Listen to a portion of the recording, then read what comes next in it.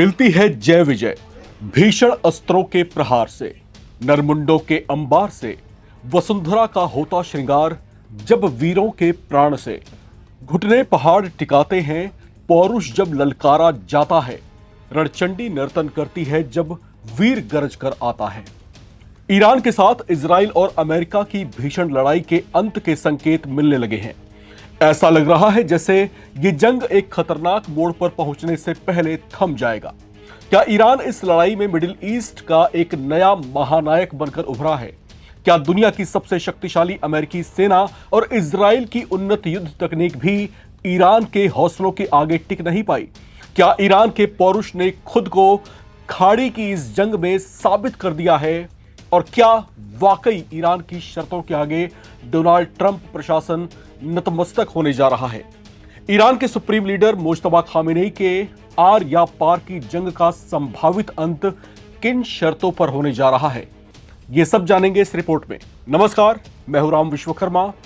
अंत तक बने रहें इस वीडियो के साथ और कमेंट बॉक्स में अपनी राय भी साझा करें। डोनाल्ड ट्रंप ने ईरान को वेनेजुएला समझ लिया था और उस पर एयर स्ट्राइक करते हुए इसे सीरिया और सोमालिया जैसा समझने की भूल कर दी थी। लेकिन ईरान ने इन 3 हफ्तों के युद्ध में अमेरिका इजराइल को लोहे के चने चबवा दिए।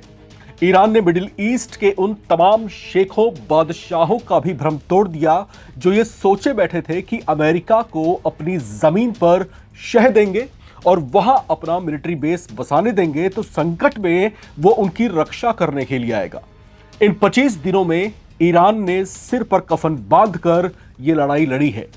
ट्रंप, जिनको अपनी सेना की शक्ति पर बड़ा गुमान था, वो फारस की खाड़ी में ईरानी मिसाइलों का शिकार हुए दुनिया के सबसे शक्तिशाली वॉरशिप यूएसएस गेराल्ड फोर्ड को मरम्मत करने के लिए वापस अमेरिका ले गए हैं। कुवैत, कतर में अमेरिकी सैन्य अड्डों को भारी नुकसान पहुंचा है और इस जंग में अरबों डॉलर झोंकने के बाद भी जब जोर नहीं चला तो ट्रंप ने अब शांति का राग अलापना शुरू कर दिया है। ईरान के सामने एक बार फिर से बातचीत की पेशकश की गई है। दरअसल कुछ और नहीं बल्कि ट्रंप की कमर में जो घमंड की अकड़न थी उसे ईरान ने झुका दिया है। ईरान के हमले और उसकी बरसती मिसाइलों ने दरअसल अमेरिका के अहंकार पर बड़ा हमला किया है। लेकिन अब इस जंग के 25वें दिन एक बड़ा अपडेट सामने आया है जिसे सुनकर खाड़ी के जिन देशों के होश उड़े हुए थे उन्होंने ठंडी गहरी सांस ली है।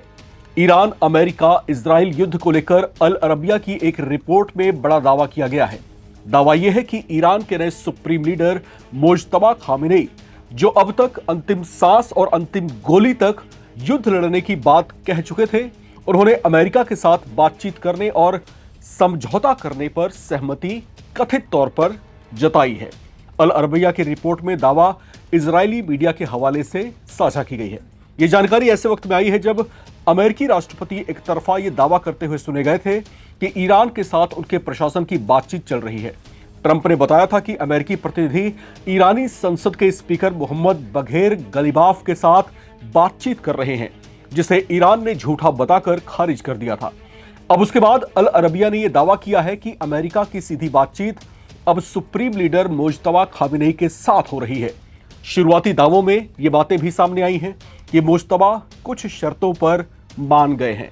बताया जा रहा है कि अमेरिका की ओर से इस बातचीत में राष्ट्रपति ट्रंप के विशेष दूत स्टीव विटकॉफ और उनके करीबी सलाहकार जेयर्ड कुशनर भी शामिल हैं। हालांकि इस पर ईरान का क्या रुख है, इस पर सस्पेंस बरकरार है। अब क्योंकि ईरान इस मुद्दे पर बेहद गंभीर है और आधिकारिक तौर से विस्तृत बयान जारी करने से बच रहा है। हालांकि ईरानी विदेश मंत्रालय की ओर से अभी सिर्फ इतना ही बताया गया है कि अमेरिका का एक 15 सूत्रीय प्रस्ताव उनको मिला है, लेकिन वो प्रस्ताव उन्हें एक मीडिएटर के जरिए हासिल हुआ है।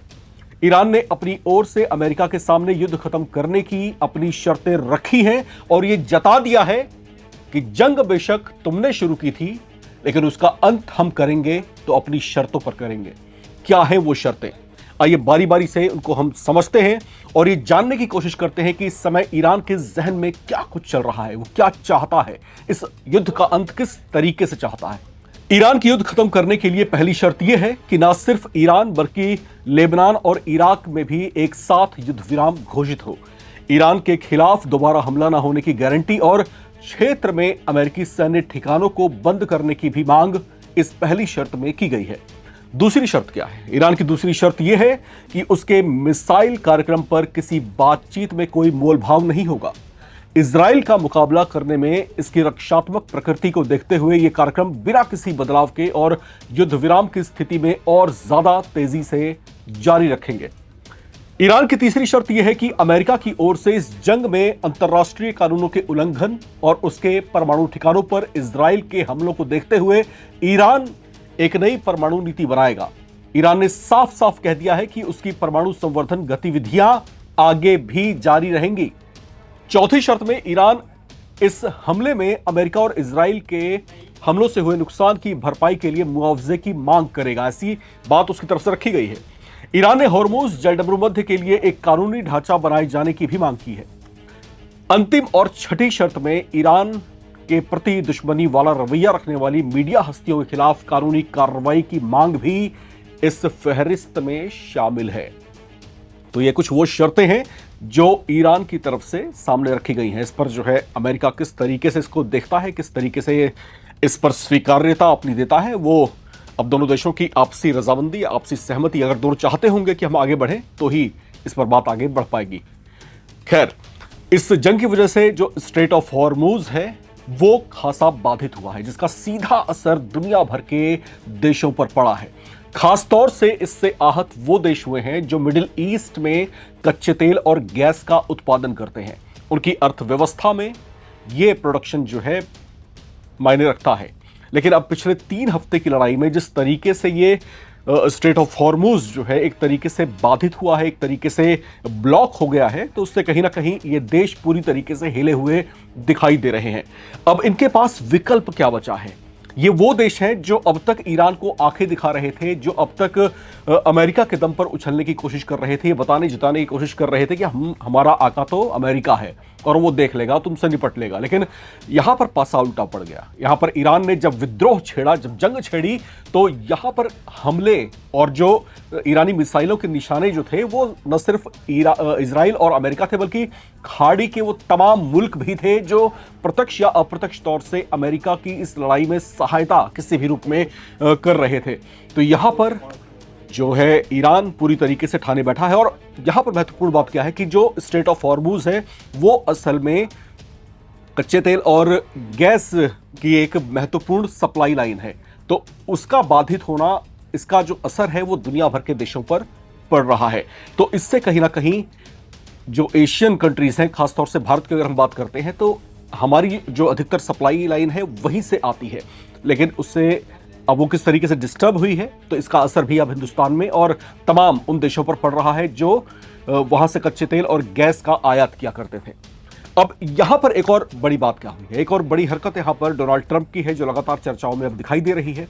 दरअसल इस पूरे गतिरोध के बाद, ये पूरा रायता फैलाने के बाद, अगर मैं लेमन टर्म में कहता हूं, तो यहां पर जो है डोनाल्ड ट्रंप ने जो है इस युद्ध का ठीकरा यूएस वॉर सेक्रेटरी पीट हेग्सेथ के सिर पर फोड़ दिया है। उन्होंने साफ साफ कहा है कि भाई हमने जो है युद्ध के लिए उनसे राय मांगी थी और यूएस वॉर सेक्रेटरी पीट हेग्सेथ जो हैं उन्होंने कहा था कि हमला कर देना चाहिए, इसलिए हमने ऐसा फैसला किया। यानी कहीं ना कहीं डोनाल्ड ट्रंप को अब इस बात का एहसास हो रहा है कि अब जो है उनका जो राजनीतिक अस्तित्व है, उनका जो राजनीतिक कद है अमेरिका में, वो जो है अब कहीं ना कहीं कटघरे में है, वो कहीं ना कहीं अब आलोचनाओं का लगातार शिकार हो रहा है। तो ऐसे में सॉफ्ट टारगेट कौन हो सकता है जिस पर वो इसका पूरा ब्लेम डाल दें? तो उन्होंने यूएस वॉर सेक्रेटरी पीट हेग्सेथ का नाम लिया और ये साफ साफ कह दिया कि भाई हमने उनसे पूछा था कि क्या हमला करना चाहिए, तो और उन्होंने कह दिया कि हाँ, हमको कर देना चाहिए। अब यहां पर डोनाल्ड ट्रंप घिरे किस तरीके से हैं, चलते चलते हम थोड़ा सा उस पर भी फोकस करेंगे। दरअसल डोनाल्ड ट्रंप जो है मिडिल ईस्ट में अपना वर्चस्व कायम करने की लंबे समय से कोशिश कर रहे हैं। अब वो चाहे गाजा पट्टी में किए गए इजरायली हमले हों और उसमें जिस तरीके से इंटरवीन वो करते रहे, जिस तरीके से अपना हस्तक्षेप वो करते रहे, तो कहीं ना कहीं साफ जाहिर होता रहा कि अमेरिका जो है इसमें इतना इंटरेस्ट ले क्यों रहा है। अब उसके बाद जो है नंबर आता है ईरान का। ईरान के ऊपर ये आरोप लगा दिए जाते हैं कि वो जो है चोरी छुपे अपने सैन्य परमाणु कार्यक्रम पर काम कर रहा है, जो कि आज तक कभी साबित ही नहीं हो पाया। तो ऐसे में अमेरिकी प्रशासन जो है उसकी तरफ से लगाया गया ये मौखिक आरोप आज तक साबित तो नहीं हुए, लेकिन इस बिना पर उस पर हमला कर दिया गया और यह बताया गया कि यह दुनिया के लिए खतरा बनता जा रहा है। अब इसकी वजह से अब डोनाल्ड ट्रंप ने ऐसा सोचा था कि जिस तरीके से वेनेजुएला में उनकी सेना ने अचानक से हमला किया और वहां के राष्ट्रपति मादुरो को जिस तरीके से उठवा लिया था, वैसे ही ईरान को भी दबा लेंगे। लेकिन ये उनकी बड़ी गलतफहमी साबित हुई। कहीं ना कहीं ईरान के पर जो है हाथ डालकर, ईरान पर हमला करके उन्होंने जो गलती कर दी है, इसका एहसास ईरान ने उनको करवा दिया है। ईरान वो देश है जिसकी रगों में लड़ाइयां, जिसकी रगों में जंग बसती है। इतिहास इस बात का गवाह रहा है कि जब भी ईरान पर किसी बाहरी ताकत ने आंखें डालने की कोशिश की है, ईरान ने उसका कितना ही बुरा हश्र किया है। यह स्वाद अब डोनाल्ड ट्रंप प्रशासन भी चख चुका है, जो इन 3 हफ्तों की लड़ाई में अरबों डॉलर स्वाहा कर चुका है। अमेरिका की हालत अब वो है जैसे सांप के मुंह में मेंढक की होती है, जिससे ना वो निगल पा रहा है ना वो निकाल पा रहा है। तो ऐसे में अब फैसला अमेरिका को करना है कि वो किस तरीके से अपने फैलाए गए रायते को समेटता है, किस तरीके से भड़के हुए ईरान को मनाता है और वापस मिडिल ईस्ट में शांति कायम कर पाता है। आपको क्या लगता है? आपकी अपनी राय इसको लेकर क्या है? लिखकर कमेंट बॉक्स में जरूर शेयर करें। देखते रहें नवभारत टाइम्स।